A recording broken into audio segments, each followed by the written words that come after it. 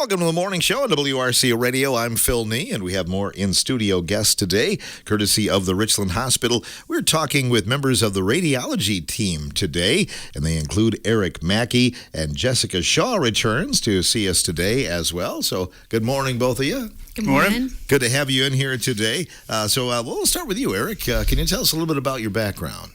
I've been in the field for about 35 years. I'm from all over, but we've lived here in Sabin for about 15 years now.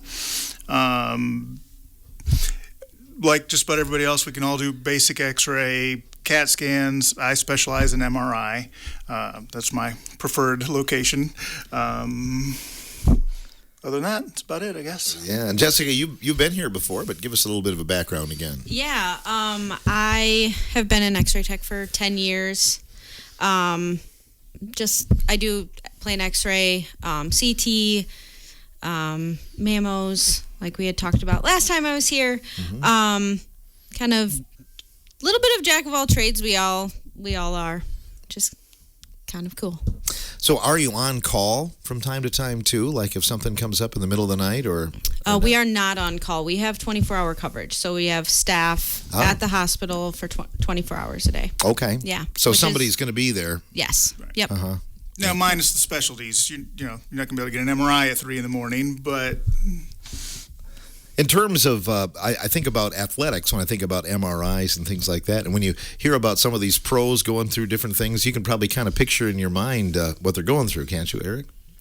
Yes. In the past, I've actually seen lots of athletes. MRI is usually the first stop, except for maybe a regular X-ray. So what is Radiologic Technologist Week? You want to take that, Jessica? So it's a week we celebrate just the X-ray techs. It kind of goes over the time frame around November 8th because X-rays were discovered November 8th, 1895. So just a couple years ago, Wilhelm Röntgen discovered them, and there's a famous picture of his wife's hand that has her wedding ring on, which is it's kind of the staple of where everything comes from when it comes to imaging. I can't imagine what that involved with that X-ray back then. I mean, was it something that you could almost injure yourself with that kind of X-ray? As far as I know, she actually died from radiation exposure much later on. And it's interesting, that kind of brings up like safety issues. Way back in the day, you could go into a shoe store. They would have a fluoroscope. You could stick your foot in there and see your bones and stuff in your toes. And then we've gone from that extreme to, making sure that we're doing safe exposures and limiting the exposure. And when about some of the other advances too, as far as CTs and those things, when did those become more prevalent? We'll start with ultrasound. That was first used in medical field in 1956. CTs came around 1972, and MRI around 1988. So MRI is kind of fairly young newcomer to the field. Yeah. Explain the MRI then, and how that differs from just a regular X-ray. So instead of using radiation, it uses a powerful magnet and radio waves. So it's kind of hard to describe, but essentially it's more like a radar image than anything else. There's some really deep physics in there that it would take too long to go into, but the good part about that is, one, no radiation involved. But there are people that can be excluded because of medical implants or something that can't go near the powerful magnetic field. I see. So are you able to kind of get around and see much better and more clear, like more pinpoint accuracy then, Jess? For MRI? Mm-hmm. That's definitely Eric's thing. Definitely, I'd say yeah, for a lot of things, but not everything. Right. Like, for instance, if they're just looking for bone fractures, that kind of thing, CT and X-ray is probably better. But for torn ligaments, tendons, like you mentioned, sports injuries, MRI, those really show up nicely. And Some studies we even inject dyes into joints because then the tears will show up even better. So, Where can you find imaging tech within the Richland Hospital? So that's one of the cool things about us is we're kind of everywhere. I don't think people necessarily realize who we are and where we are, but we're doing portable exams all throughout the hospitals, or throughout the hospital, urgent care, inpatients, ER, clinic X-rays come to us. We're the CT techs, the MRI techs. We also have ultrasound techs in the department. So we're kind of all over the place. exams in the OR. Yeah, we're in the OR. So most places you can find us. So are you centrally located somewhere and then you just kind of travel about then? Yeah, yep. So if we have like portable exams, for instance, we would go to them. So even if someone comes into the ER and it's a wrist, they have a wrist injury or something, we'll usually just go to them rather than them come to us, just to make things easier. So yeah, we're kind of all over. Yeah. All the big equipment is all centrally located in the X-ray department, which is on the main floor there between lab and the ER. Yeah. So you were telling me 35 years, I think you said, Eric. So yep. Think about the progress that's been made, and things that you used when you started are pretty archaic now, aren't they? Or gone, like film. Right. You know, I've even had to hand develop film before. And, really? And now it's all digital. So you had like a dark room back in the day? Yes. You had a dark room develop, and then even after hand developing, they had processor machines that you fed the film into that took it through the 3 stages, and you hope it didn't jam in there, and you have to start all over. But yeah, so that's all gone. It's all digital now. It's much faster. So even then, if you took a film, you had to wait 90 seconds for it to develop. Now we see those images instantaneously and can move on. So I see. So you're looking at the screen, then you also snap like pictures of it to save later then? Is that how it works? Yeah, essentially, yes. And then it goes electronically. UW reads all of our exams for us, so it's a matter of seconds, and it's transmitted to UW, and they can start looking at it, especially in emergency situations. So, man, you talk about the lives you can save being that much sped up, right? Yeah. That's interesting. What's your favorite part about working in imaging, Jess? I like that every day is different. It really doesn't matter what you think your day is going to be. It's very rarely what you're thinking. And just like I had said before, kind of we're all over the place. We see different things. We do different things. Some days are, depending what you're doing that day, if you're scheduled in plain X-ray, like general X-ray day or CT, it just, within your week, you can kind of be involved in all of it at a different time. Seems like you never get bored. No, there's really not. Nope. And there's so much learning too. Every day we're learning, new things and kind of to even change how we do things, better ways to do it. So, yeah. Eric, we'll give you a chance to respond as well about a favorite part about working in imaging. Well, like we mentioned earlier, the evolution of it. Where I trained was a huge hospital in Atlanta. They didn't have their own MRI machine back then, because that was 88 when it first came out. So if somebody had that big of a hospital, if they needed an MRI, they had to go across town to the university.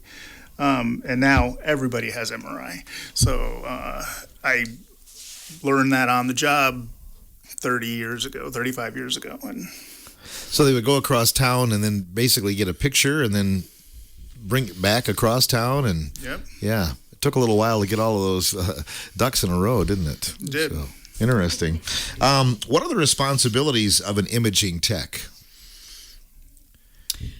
So we can do, it comes from, we're given an order. Okay. So that everything we do is doctor orders. So, we follow those orders, make sure we're doing the correct thing. We make sure our machines are working properly, being ready for each exam as they come. And then do the patient's exam, finish it up so that then the radiologist has everything that they need to be able to read and give the best report on those images. So chances are you're not going to be sending someone to another hospital in a bigger city for imaging. You can do it all right here then. For the most part, yeah. Unlike, MRI, we don't have like nights and weekends. Ultrasound, we don't have nights and weekends. But for the most part, no. We can do pretty much everything that everyone else can do. Okay. Yeah. Interesting. We're talking with members of the radiology team here on WRCO's morning show. Another question that we have is about shielding patients from X-rays. You don't necessarily have the lead blanket anymore, do you? No, and that kind of goes back to what we said how you could just walk in and have X-ray your foot at the shoe store, and then we started shielding everything. But then that was all what we called manual techniques. We set all of our own exposures. Now those exposures are all automated. So now if the lead shield were to get in the way in that field, it could jack the exposure up accidentally on its own. So that's the reason we've eliminated the lead shielding, to prevent accidental overexposure. And it seems odd, but in the long run, if you're having to repeat an image because you've covered anatomy with that lead shield or it's messed up the exposure, then you're increasing the exposure. So we want to get it done right the first time and not have to take another image. That was a kind of a risk for you working in that field back in the day when you were using radiology all the time, right? The biggest thing is distance. So, we have that panel we go behind to make the exposure. That wall is lead shielded. Even the window there has lead in the glass. And anything over 6-8 feet away from the patient, you're really not going to get much radiation exposure from it. My badge readings are always minimal. So, Jess, I wanted to ask you about as far as imaging services and what you actually provide. Could you kind of itemize those of what the Richland Hospital offers? Sure, yeah. I know we kind of covered some of this already, but we do like general x-ray. So that would include your clinic x-rays, your portable x-rays, any just plain films. We also do fluoroscopy, which would be like live imaging. So the radiologist uses the machine, and we do like swallow studies. So we would watch with live x-ray as they kind of swallow. And so we do those when we have radiologists. The radiologist has to be there to run that. We have CT, MRI, mammography. We also have general ultrasound, vascular ultrasound. The Richland Hospital also provides echo, which we offer 5 days a week, which is pretty great. Some places take quite some time to get in for echoes, and we typically can get them in within a week. So that's a huge advantage that we have. We also do nuclear medicine scans. We do PET scans, some. And then also, like Eric mentioned before, we also are used in the OR. Oh, sure. Yeah. Very much so. I was going to ask you about echo. Could you go into a little more detail about that? Or Eric, maybe? So echo essentially uses an ultrasound machine, but it's specifically to look at the heart. Yeah. Shows that the valves are functioning properly, making sure the blood flow is going smoothly through the heart. Otherwise, you can form blood clots. I believe they could even measure like the output. They can see the muscle wall thickness to see if there's been damage there. So it's really widely used for not only heart patients but stroke patients, that kind of thing. Because if they're forming these blood clots, then those clots can go anywhere. Sure. Another one of those important things to get at quickly and check out things as quickly and as well as you can. So interesting. What kind of schooling do you need to get into this profession, Jess? So the radiology program is a 2-year associate degree. A lot of times takes more than that because you have to have generals done. I believe most programs require like a CNA prior to getting in the program also. Plus, there's like prerequisites with like A&P, and there's a lot of times, unless you can get that stuff done in high school, you usually have that like extra year at least. Some places have a pretty good waiting list, but there's Southwest Tech. This current year is their first year that they have the program, which is great for the surrounding areas here, where the students have clinicals at like a lot of the surrounding rural hospitals. So, they don't have, the UW, the Gunderson, they have to travel to these rural hospitals, which is a great learning thing for them too, because the world in a large hospital and a rural hospital and X-ray is different. But there's also schools, like I think UW-Madison has like a hospital-based program. MATC has a program, and then WTC in La Crosse also has a program. And I know there's more in Wisconsin also, but just in that like surrounding area. What is the field like right now? I mean, are you begging for more radiologists, or what's it like? Always. My 35-year history, there's always been a demand. We could go anywhere in the country and get a job tomorrow. Yeah, it's definitely a good field to get into. Yep. I mean, most places surrounding here are looking for people. Mm-hmm. So. And some hospitals, I presume, have the traveling radiologists, maybe from other parts of the country, that come through as well? Yep. That's definitely in use in a lot of... I mean, I only know about us, but I'm assuming and knowing how people are going around that, yeah, there's definitely use of travel techs out there, which means if there's a travel tech there, that usually means that there's a job opening. Oh, sure. How much medical do you have to have as far as knowledge to get into this field? Well, just mentioned the anatomy physiology classes, Mm-hmm. and then once you're in the X-ray program, we focus mostly on like bones and GI system. MRI, you need a little more neuro background. That they kind of do it all hand in hand. Like they're going to teach the arm bony anatomy when they're teaching you the arm X-rays that are involved with that. So it's very structured. I think somebody pointed out we actually have a lot more clinical hours than even nursing does. So it's very varied job, like you mentioned. Yeah, but you have to have knowledge in a lot of different areas, don't you, Jess? Yeah, I think that's where a lot of times the misconception of what we do even is because we do such a wide variety of things, like from a simple broken hand, right, to you come in with stroke-like symptoms. Like, we're seeing both of those people, and they're very different. Or someone with pneumonia, or, the knee injury that the basketball player has. Like, we see all of those people, and they're just also different. So it really gives us a wide variety of knowledge, and a lot of that is learned as you go. You don't learn a lot of that in school just because you can't until you are a part of it.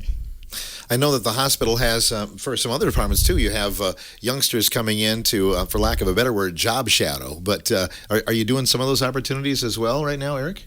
Yeah, we do. They have a couple programs where they bring students in from surrounding schools and bring people from different departments to come down and talk to them. But yes, we offer job shadowing. I believe you have to go through the volunteer department to sign up for that. But we'll be happy to show anybody that's interested. Mm-hmm. Yeah, it's funny because you might realize that this is what I want to do. You might realize that this isn't what I want to do. Yeah, correct? Exactly. So are they baking you a cake this week or anything special at the hospital going on to recognize you? We actually just had a large breakfast before we came in that was provided for us. And we kind of just make a point to make the week special. I mean, and kind of celebrate each other and the work that we do. Sure. Yeah. I have to wonder, Eric, because you're not maybe as old as me, but we're kind of from the same era. Did you ever buy those glasses in the back of the magazine that had they're supposed to be X-ray glasses, but then when you bought them, they had the skeleton painted on the back of the glasses, and so they were fake? Did you ever buy those or not? I think that's a little bit before my time. Only slightly. I bought them, but anyway, I didn't become a radiologist. Anything else either one of you would like to add here this morning? I don't think so. Thank you so much for having Yes, us. thank you. Yeah. Well, we Appreciate appreciate it. learning a little bit more about your field. It's good to know when we see you walking through the halls, we'll kind of know that you're on a mission. Yeah, where we're headed. What's going on? So, sounds good. Thanks so much. Jessica Shaw joining us and Eric Mackey as well. They're members of the radiology team at the Richland Hospital.